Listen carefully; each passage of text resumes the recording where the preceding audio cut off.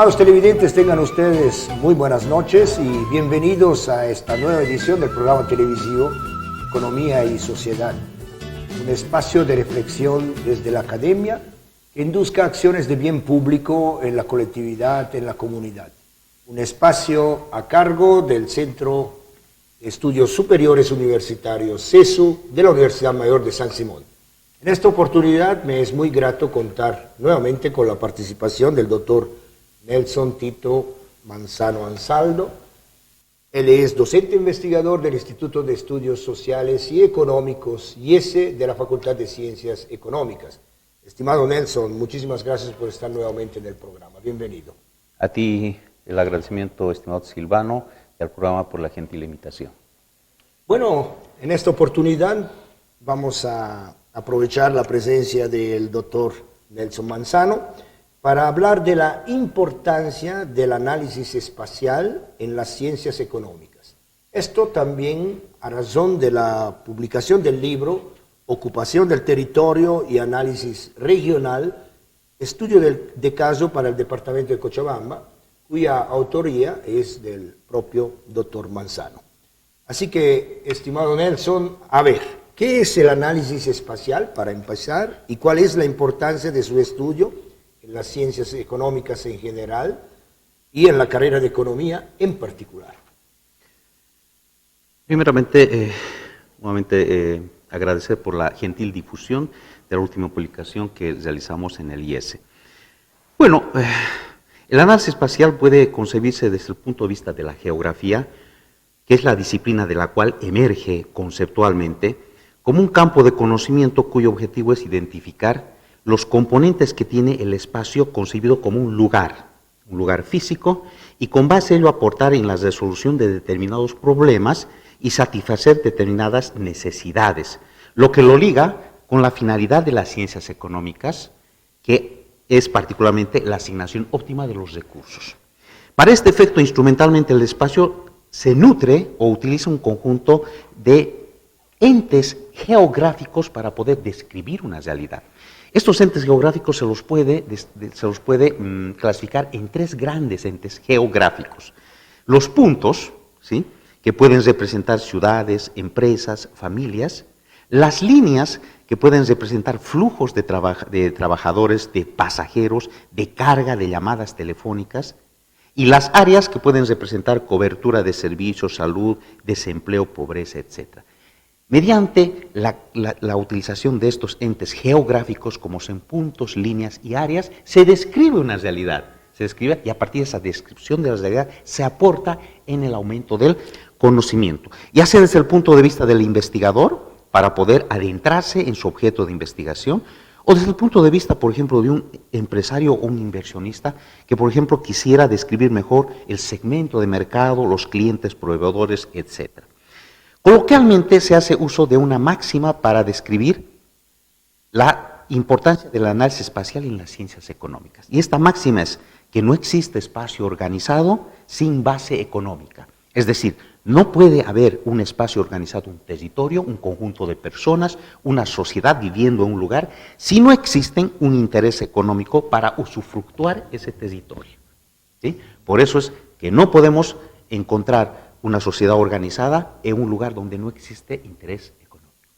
Bueno, ¿y qué es el territorio? ¿Y por qué es importante estudiarlo en Bolivia? ¿Y por qué se dice que su abordaje es eminentemente interdisciplinario? Okay. El territorio, al igual que el espacio, tiene una característica polisémica, significa que tiene muchas interpretaciones. Pero podemos entenderlo al territorio como un constructo histórico y social de un determinado espacio físico, pero un espacio físico que comienza a ser organizado bajo una autoridad político-administrativa y al interior del cual se reproducen permanentemente un conjunto de relaciones de poder, de gestión, de transformación y dominio, susceptibles de ser analizadas a diferentes escalas. Se escala internacional, se escala nacional, se escala subnacional, un departamento, regional e incluso local y urbana. En todas esas escalas se puede estudiar al territorio como una construcción social o como un espacio organizado. Así es el territorio, un espacio organizado. En este marco, los territorios adquieren un rango de espacios organizados o estructurados con base a criterios físicos, pero también político-administrativos, y también bajo el concepto de la administración o gestión de un lugar, que se lo llama territorialidad.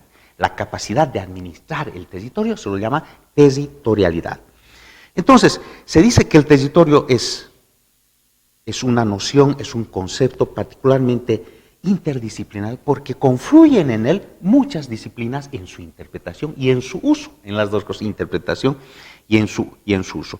A partir de eso es que se lo considera un concepto interdisciplinario que ha comenzado a ser empoderado en Bolivia desde hace un tiempo no muy lejano, yo diría en 1990, a partir de los movimientos sociales que demandaban territorio y recursos naturales en Bolivia. Por ejemplo, la Marcha por el Territorio y la Dignidad de 1990. Allí comienza a manejarse este concepto, pero se lo incorpora también este concepto en la Constitución Política del Estado del 2009, en la parte de tierra, territorio, acápite de tierra y territorio, y se lo incorpora en la currícula de la formación de la educación formal en Bolivia.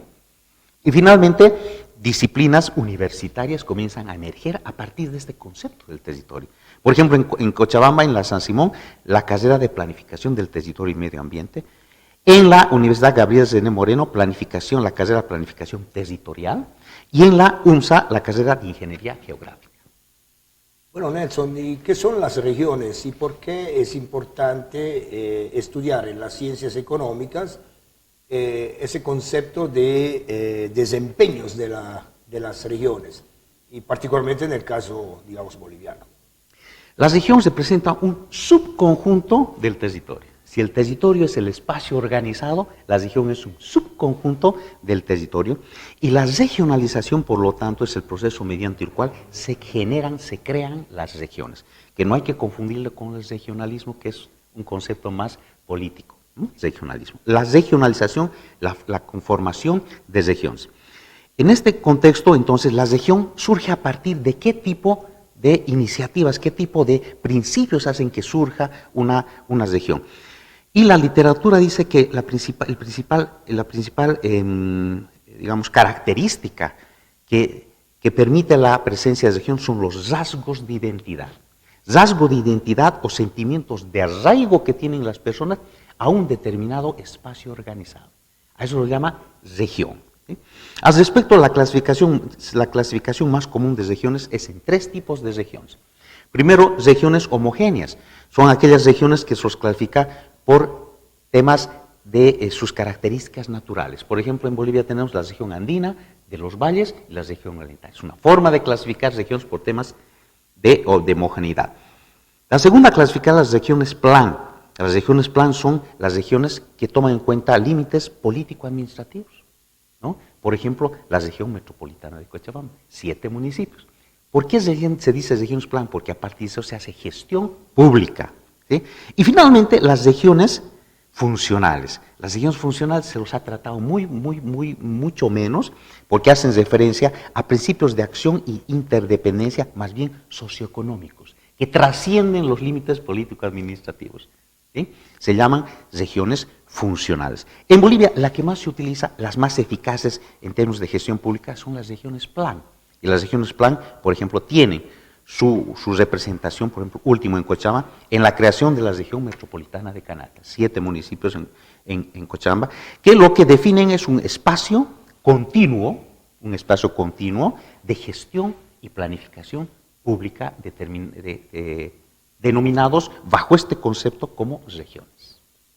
Y en el análisis espacial, ¿cómo se va insertando ese concepto de competitividad territorial y cuál es su importancia y qué metodologías existen para su medición y análisis?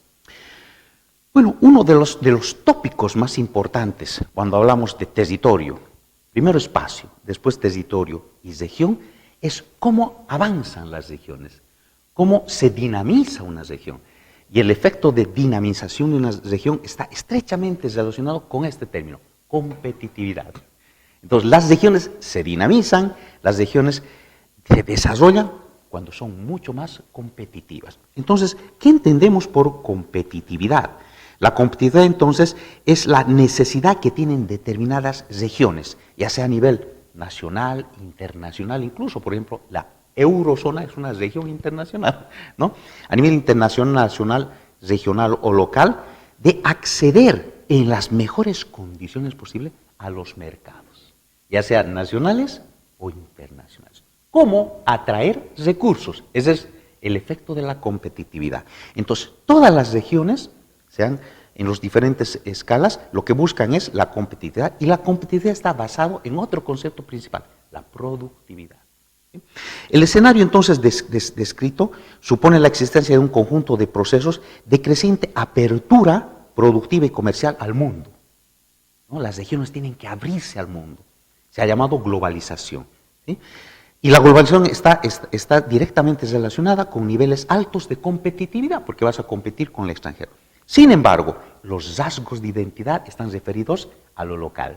Cuanto más identidad hay en lo local, más fuerza para competir en lo internacional, ¿no?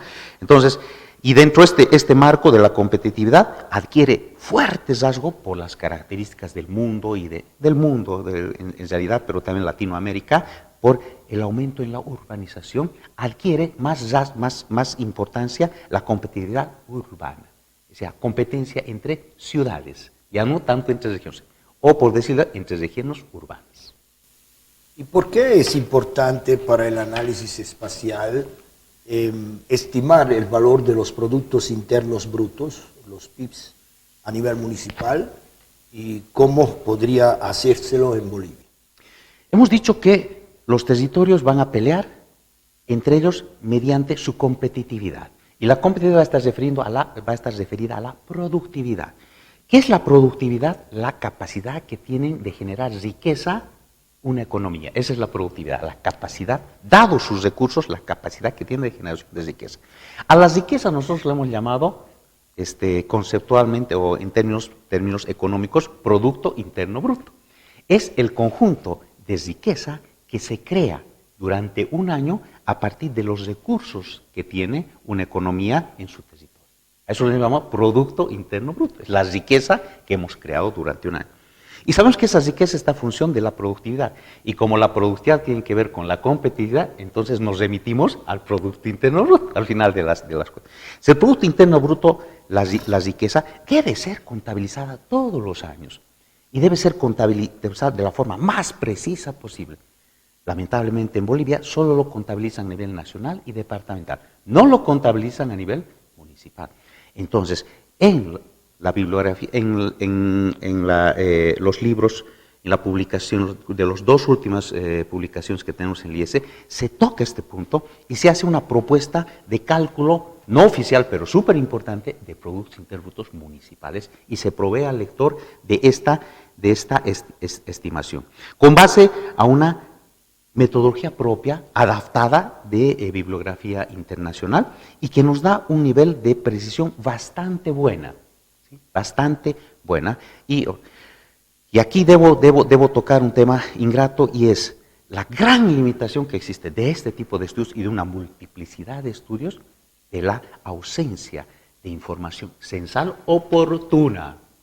Seguimos trabajando. De hecho, en la publicación presento datos de PIB municipales del 2012. Porque la única posibilidad, dada la metodología de buscar PIB municipales, es utilizando información censal de cada 10 años. No hay otra posibilidad. Pongo en consideración de los agentes de gestión pública la necesidad que hay de hacer, no solo son censos de población y vivienda, sino censos económicos. ¿Sí? Censos económicos que nos permitan valorar, ¿sí?, la generación de riqueza desde el nivel de empresas, industrias, ciudades, etcétera, todos los niveles agregados, para efectos de mejorar en las transformaciones oportunas de la gestión pública. Y bueno, Nelson, ¿cuál es la importancia de cuantificar los denominados radios de influencia urbana? Bueno, ¿qué metodologías existen para este cometido y cuál es el avance que se tiene al respecto en Bolivia?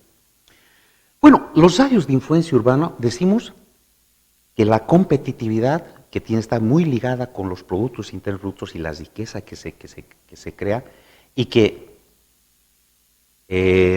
están particularmente referidos a los ámbitos urbanos. Debo decir que los ámbitos urbanos son los ámbitos más productivos que existen en el mundo. Los ámbitos urbanos.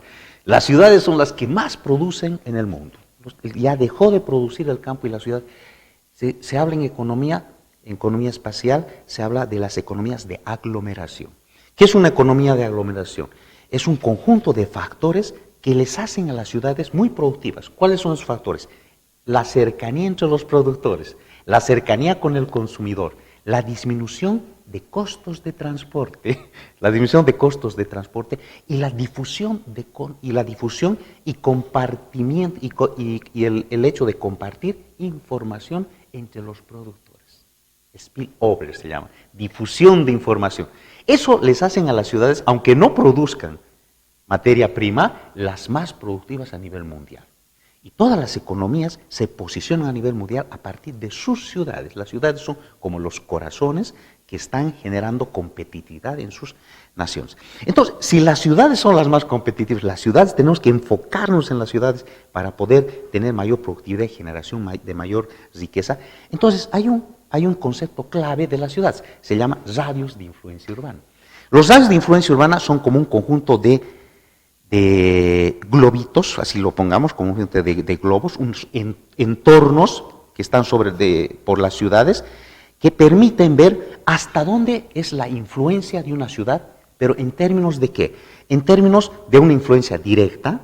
Una influencia directa puede medirse, medirse para una ciudad por la cantidad de kilómetros que en general los trabajadores tienden a moverse diariamente, ¿sí? para efectos laborales.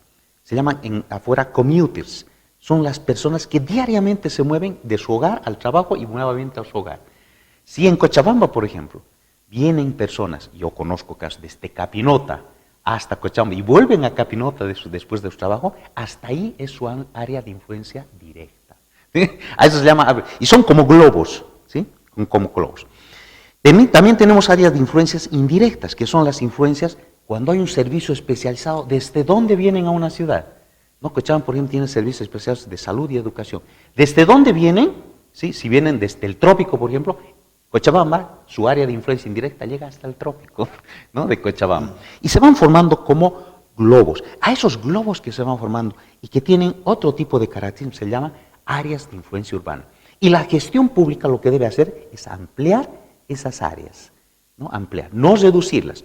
¿Cuándo se amplían estas áreas? Cuando se genera nueva infraestructura. ¿Cuándo se amplían estas áreas? Cuando se generan nuevas condiciones de servicios de salud que permitan a las personas poder moverse más fácilmente o poder tener menos costo, digamos, en la reproducción de la mano de obra, ¿sí? Entonces, esta metodología nuevamente es propuesta por mi persona para medir estos radios de influencia y los presento en el documento. Por ejemplo, estos radios de influencia están medidos para la ciudad de Cochabamba 98 kilómetros. Radio de influencia 98 kilómetros. Aiquile 110 kilómetros, fíjate, más que Cochabamba, y les voy a explicar después por qué. ¿Sí? Y Virgasama 118, Punata 66, Independencia 49 y Capinota 33 kilómetros. Sus áreas de influencia urbana. ¿Qué tienen que ver con qué? Con el radio dinámico. Significa cuántos centros urbanos hay a su alrededor. Si en Aiquile hay muchos centros urbanos que dependen de Aiquile, su área de influencia es más grande. Cochabamba, como es uno solo, su área de influencia es un poquito más pequeña. También tienen que ver cuán grande es el centro urbano principal, ¿no? Cuán grande se llama jerarquía urbana, y tienen que ver con un factor tercero en el indicador que propongo, que es importante, accesibilidad vial. ¿Cómo está su estructura vial y cómo están las condiciones para que lleguen las personas al centro de la ciudad? Cuanto mayor sea su red y mejores las condiciones físicas de su red de infraestructura vial, entonces el globito aumenta. ¿Cuál es la propuesta para las autoridades? Gestionar estos radios de influencia para poder ampliarlo mediante políticas públicas apropiadas. Y Nelson, ¿cuál es el aporte personal e institucional que resulta de la publicación de tu último libro, Ocupación del Territorio y Análisis Regional? Bueno, inicialmente no es muy cómodo hablar de satisfacción personal, pero tengo una satisfacción personal muy propia por el hecho de poder, primero, preparar el documento, los documentos, este tipo de estudios, prepararlos para la universidad, para el Instituto de Estudios Sociales Económicos, pero también prepararlos para la comunidad universitaria. Muchos de los conceptos que hemos manejado en esta entrevista seguramente que son poco entendidos por muchas personas, pero son muy importantes en su abordaje para la comunidad, por lo menos universitaria. La comunidad universitaria que está en ciencias económicas, en ciencias del hábitat, está en geografía, ese tipo de comunidad es la que es más favorecida con este tipo de... Y el libro va dirigido a esta comunidad académica particularmente en sus resultados cuantitativos y metodológicos. Cuantitativos porque comienza a medir cosas ahí, indicadores, y metodológicos porque propone formas de medir en sus dos acepciones. Entonces, es satisfactorio porque el documento o el estudio que hoy presentamos, y tienen la gentileza, el CESU y el programa de poder hacer la difusión, ¿sí? Tiene un carácter, y ya lo dijimos, ampliamente interdisciplinario. ¿Qué significa? Que confluyen en el documento muchas disciplinas. Yo, por ejemplo, soy economista, pero para hacer el documento he tenido que compartir mis conocimientos con arquitectos, con geógrafos, con biólogos, con químicos, con planificadores del territorio, etcétera, etcétera. Esa es una satisfacción personal de poder haber conocido y haber compartido con ellos. De hecho, la economía, el análisis espacial tiene que ver con economía urbana, con análisis regional, con ocupación del territorio, un conjunto de otras disciplinas que para avanzar tienen que dialogar constantemente entre ellas. No es como hablar de economía tradicional, solo economía. Aquí estamos hablando de la interdisciplinaridad y esa es una satisfacción propia que he tenido como profesional de poder haber compartido con este tipo de profesionales para la elaboración de este documento. Ese es un aporte y una satisfacción personal. En términos institucionales, la satisfacción y el aporte que veo es que el IES como institución está favoreciendo en ese trabajo que tiene la universidad de hacer difusión del conocimiento. Tanto interno, porque además soy docente, hago retroalimentación con mis alumnos, tanto interno como externo, mediante este tipo de programas, para que toda la gente pueda, primero, interesarse y poder, ojalá, darle una lectura y aprovechar la información que se tiene en estos documentos. ¿Sí? Y tercero, la satisfacción a nivel institucional es que se han comenzado a utilizar indicadores que permiten a las ciudades, en este caso Cochabamba, el poder adelantarse respecto a otras ciudades y poder aumentar su competitividad. ¿Y en qué términos? En términos de que se cuenta con información para poder ser incorporados, por ejemplo, en los rankings internacionales de ciudades. Muchos rankings internacionales de ciudades no incorporan a Cochabamba porque no existe información. Entonces, ahora estamos proveyendo la información para que sea incorporada, ¿sí? Y en segundo lugar, se habla de un conjunto de información que, si bien se le está proponiendo en términos metodológicos para medirlo, cuenta con el gran problema, y nuevamente tengo que decirle, de la falta de información poblacional y sobre todo de empleo de carácter censal. Muchos de los indicadores son medidos a partir del empleo en este documento. Y he tenido la gran insatisfacción de solo contar con información 2012. Por eso es la sugerencia, ¿sí?, a las entidades públicas que manejan este tipo de información, el acelerar los procesos de recopilación de información censal. Que va mucho más allá del discurso político. Esta es una necesidad real de poder hacer planificación y poder hacer gestión pública y aportar en el desarrollo económico a partir de las universidades. Muchísimas gracias, Nelson. Estimados televidentes, el día de hoy estuvimos con el doctor Nelson Tito Manzano Ansaldo. Él es docente investigador del Instituto de Estudios Sociales y Económicos IESE y hemos tocado la temática de la importancia del análisis espacial en las ciencias económicas. Esto a partir de lo que ha sido la publicación de su último libro, Ocupación del Territorio y Análisis Regional, estudio de caso para el departamento de Cochabamba. Esperamos que el programa haya sido de su agrado. Gracias por su fidelidad y acompañarnos semana tras semana. Hasta una próxima oportunidad. Muy buenas noches.